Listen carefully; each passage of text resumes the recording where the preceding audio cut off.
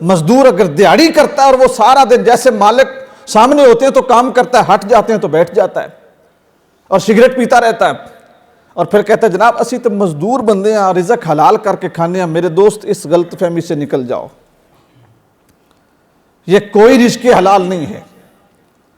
میں یہاں پر ایک مزدور کا واقعہ آپ کو سناتا ہوں، آپ کا جو عشق ہے نا وہ عش کر اٹھے گا۔ اسلامی تاریخ میں ایک بہت بڑا نام ہے حضرت عبداللہ بن مبارک کا۔ آپ کبھی اگر آپ کو کتب مل جائیں، بلکہ میں اکثر ریکویسٹ کرتا ہوں کہ لوگوں کتابیں لے کے ان کا مطالعہ کیا کرو، اگر کتابیں آپ کو ملیں تو کتابیں پڑھا کریں۔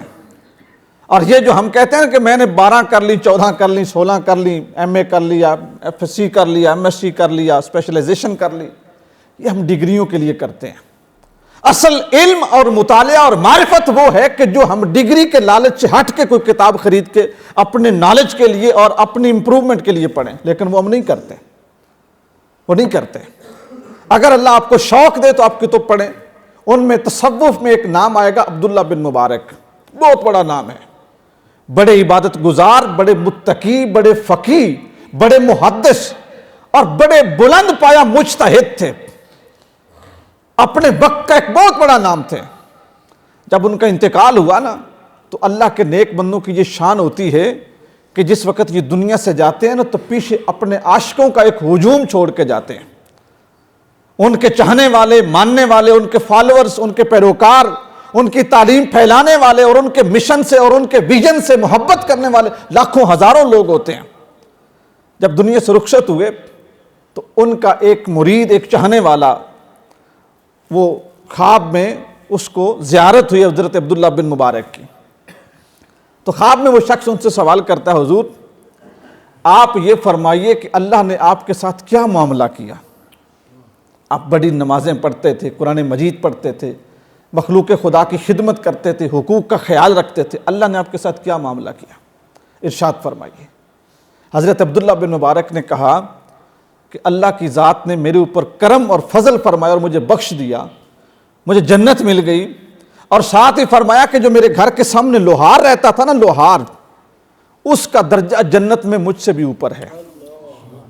حضرت عبداللہ بن مبارک نے کہا کہ اس کا درجہ جنت میں مجھ سے بھی اوپر ہے، میرے اوپر والی منزل پہ وہ رہتا ہے، اس کا مقام اوپر ہے اور میں نیچے رہتا ہوں۔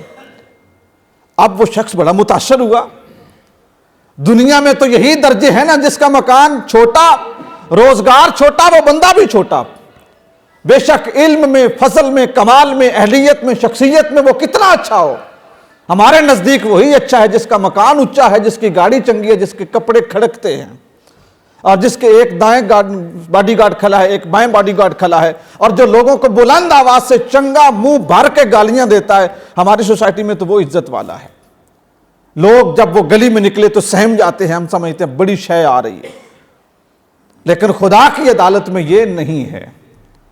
اللہ کی عدالت میں وہی اچھا ہے جس کا عمل اچھا ہے۔ بے شک وہ بکتا بکاتا غلام بلال حبشی ہو، جب اس کے دل میں اللہ کی توحید کی شمع روشن ہے تو وہی کعبے کی چھت پہ کھڑا ہو کے اذان پڑھے گا۔ یہ اسلام کی عدالت ہے، یہ اسلام کی درجہ بندی ہے۔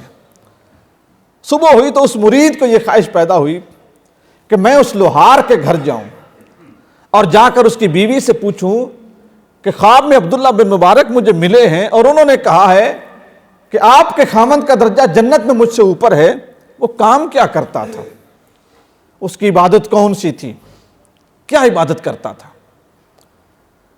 اب اس کی جو بیوی ہے نا، جب اس نے یہ بات سنی نا تو اس کی آنکھیں نم ہو گئی، خوش ہوئی کہ اللہ نے میرے خامند کو جنت دی ہے اور اتنا اچھا درجہ دیا ہے۔ اب اس کی بیوی نے صرف 2 باتیں کی، صرف 2 باتیں۔ اور جو بیوی ہوتی ہے نا، بیوی مرد کا لباس ہوتی ہے اور مرد بیوی کا لباس ہوتا ہے۔ ہر بیوی کو پتا ہوتا ہے کہ میرا مرد کیا کماتا ہے، کہاں سے کماتا ہے، کیسا کماتا ہے، حلال کا ہے، حرام کا ہے، یا جو لوگوں کے سامنے بڑا حاجی نمازی بنتا ہے حقیقت میں کیا ہے۔ عورت سے کوئی پردہ نہیں ہوتا، سب جانتی ہے۔ تو اس خاتون نے جب یہ بات سنی نا تو کہا اس کے کام مزدوری کرتا تھا، تمہیں پتہ ہے وہ لوہار تھا، اپنی بٹھی پہ بیٹھتا تھا، لیکن اس کے 2 کام ایسے تھے جو زندگی بھر میرے مشاہدے میں رہے. اب بیوی کی گواہی سنیے. میں نے پہلے کہا نا کہ بیوی مرد کا ستر ہوتی ہے, اس کا لباس ہوتی ہے. یہی وجہ ہے کہ سرور دو عالم صلی اللہ علیہ وسلم کی زوجہ محترمہ ام المومنین حضرت عائشہ صدیقہ, ان سے حضرت جابر بن عبداللہ نے پوچھا تھا, امی جان میرے رسول کی عادتیں کیسی تھیں؟ حضرت عائشہ صدیقہ نے صرف 3 لفظ بولے تھے اور 63 سال کی زندگی کو بیان کر دیا تھا. کہا کان خلقہ القرآن, جابر تیرے نبی کا اخلاق قرآن تھا. اب اس کی بیوی بول رہی ہے, کہتی ہے 2 عادتیں. ایک اس کی عادت یہ تھی کہ وہ سارا دن چونکہ بھٹی پہ بیٹھتا تھا اور چلاتا تھا اپنا ہتھوڑا اور اپنی بھٹی, تھک جاتا تھا. جب رات ہوتی نا تو تھکا ہارا وہ بستر کے اوپر گرتا, اپنی نمازیں پوری پڑھتا, اور جب تہجد کی نماز کا وقت ہوتا نا تو حضرت عبداللہ بن مبارک جو ہمارے گھر کے سامنے رہتے تھے, وہ جب تہجد کے لیے اٹھتے نا اور ان کے گھر سے نلکے کی آواز آتی, ہینڈ پمپ کی آواز آتی, پانی کی آواز آتی, مصلی بچھانے کی آواز آتی, وضو کرتے ہوئے غرارے کرنے کی, کلی کرنے کی آواز آتی, تو اس کا پتہ چل جاتا کہ عبداللہ بن مبارک اٹھے ہیں پچھلی رات اپنے اللہ کو یاد کرنے کے لیے.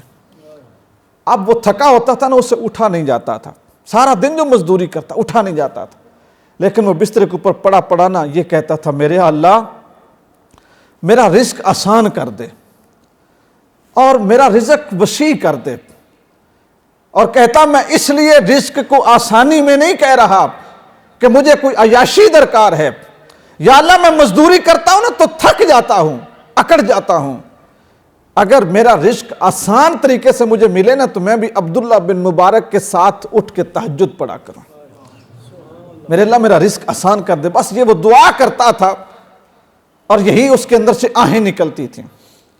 اور کہا اس کی دوسری عادت یہ تھی کہ جب وہ ہتھوڑا چلا رہا ہوتا تھا نا, اگر اس نے ہتھوڑا اٹھایا ہوا ہے نا کسی چیز کے اوپر مارنے کے لیے, لوہار کا کام یہی ہوتا ہے, ہتھوڑا اٹھایا ہوا ہے اور ادھر سے اذان ہو جاتی تو اس نے کبھی وہ ہتھوڑا پھر نیچے نہیں پھینکا کرتا تھا, وہ پیچھے پھینک دیتا تھا کہ اب میرے اللہ نے بلا لیا, اب میں اپنے اللہ کے دربار میں جاؤں گا. عبادت کے ساتھ ساتھ اگر رزق حلال اور کسب حلال شامل ہو جائے دوستو, عین ممکن ہے کہ تمہارا درجہ خدا کے برگزیدہ ولیوں سے بھی بلند ہو جائے. عین ممکن ہے کہ جن لوگوں کو تم عام بندے سمجھتے ہو اور جن کو پھٹے پرانے کپڑوں میں دیکھتے ہو, کل جب جنت تقسیم ہو تو وہ جنت کے وارث نکل آئیں.